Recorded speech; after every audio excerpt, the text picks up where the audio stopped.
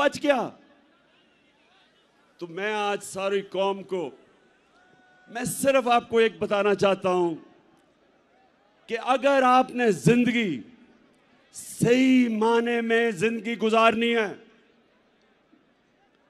तो ये जो मौत का खौफ है इससे अपने आप को आजाद करें। ये जो खौफ जो इंसान के ऊपर तारी होता है, बड़े इंसान को एक छोटा सा इंसान बना देता है। खौफ एक कौम को गुलाम बना देती है। ये जो मरने का डर है, मुसलमानों की तारीख में जो सबसे बड़ा सानिया हुआ हजरत इमाम हुसैन का करबला में, तो कूफा के लोगों को पता था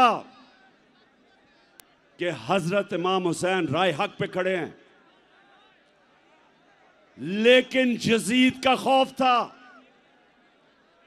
उसके जुल्म का खौफ था, नहीं मदद करने के लिए आए।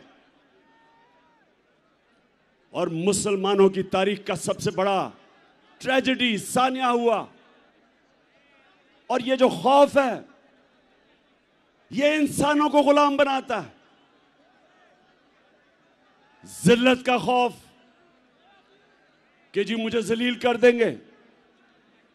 मुझे पिछले 7 महीने में, बल्कि मेरे 26 साल की सियासत में कितनी इन्होंने कोशिश की मुझे जलील करने की, हर किस्म की किरदार कुशी की,